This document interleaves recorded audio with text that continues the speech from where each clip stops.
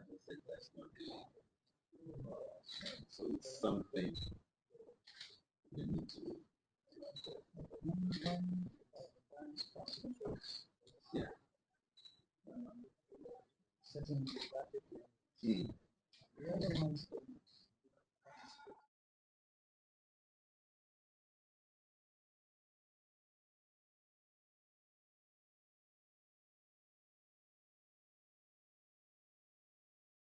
The world has come to an end. Thank you very much. Thanks for the honor. You know, we always say that we work on a foundation of faith. Yes.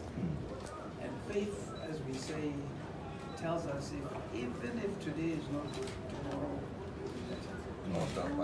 So, looking at the scene, that a new administration will come in January. We said, let us put this matter to the public and let everybody know and understand what happened here. Because some people, they think we went and did something wrong, or we took some people's monies and messed it up. There's no such thing. And I'm saying no such thing because, unfortunately, we've had to be subjected to all manner of investigations and reviews and whatever, and we are still sitting here. So our point is, and I have also said it a number of places in the country, that we believe that if this administration doesn't give us our license before they leave and start paying the money before they leave, we believe that the next one will understand the situation and give the license back. So we are continuing with the hope and preparing and working our plans with the hope that at some point we will get the license back and we will bring the jobs back, because it is the jobs that we're also looking for. Personally, I guess I could go and sit somewhere and not mind anything. But I've worked in this country for 40 years. I go and I come back, I go and I come back. And what I like is the impact on the individuals, the people that we've hired. In December this year, Coconut Grove in Almina will be 30 years. A number of other businesses have grown, and with employees that have built houses, that have done all manner of things. That is what is satisfying as an individual. So I don't want to make my petition a long matter. We've summarized it for you there. We'll be happy at any point to sit down with yourself, whoever you may appoint, to explain things in further detail, let them understand where we are, because we believe that we can be part of an economic recovery, particularly in the financial sector in this country. And so that's what has brought us here.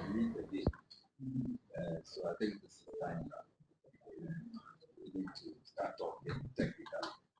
The last time we met,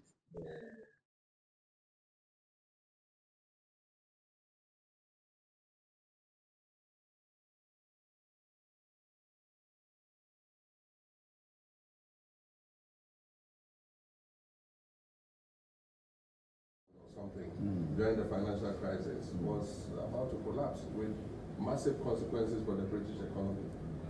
And so what did Britain do? They took equity in the bank, liquefied the bank, and the bank, returned to profitability in a short while and took the equity back, paid off the loans. We could have handled it that way.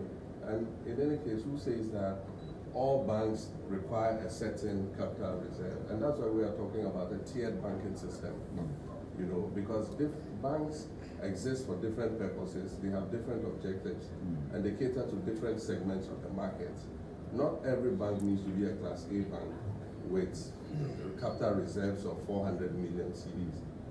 There are small banks like, Wells Women Banking and all those, and other banks that cater for specific segments of the market, and they don't need 400 million cedis capital. because they're giving small loans like 1,000 cedis, 5,000 cedis, 2,000 cedis. They are not lending to the Unilevers of this world. And so I do think that government was hasty in what it did. If you look at the criteria that was used, I mean, it didn't fit. It was not a one-size-fits-all. I mean, it was just like different rules for different folks. And so, yes, like you said, a lot of these banks had also financed government suppliers and contractors. And government owed them, and they owed the banks. And so even if you did an offset of what was owed, then probably the liquidity issue would have been resolved. But government says, no, our contract with those people has nothing to do with you. We are dealing with you as banks, and so it's your business to recover that money. But how would they recover that money if you don't pay the contractors to pay them? And so I do think that it was hasty, and it's affected indigenous capital in the financial and banking sector. And we have pledged that we would work to restore, the capital of indigenous businesses in the financial sector. And so we are advocating an independent review of the processes that went into the banking sector clean-out. And where we believe these were unjustifiable, look at the restoration of the licenses of these banks. The details are being worked out by our manifesto committee. He talked about an equity fund and all of that.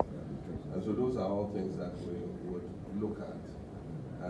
It's a pity. I go around the country and I see those your micro little brick and tile GN banks, and they are firmly shut with padlocks. And I mean, there's no financial service to the community anymore after the closure of those little mini banks. Please excuse me. Oh, okay. Please move. I like this one. Very close to my flag. Okay, thank you very much. So, We'll do the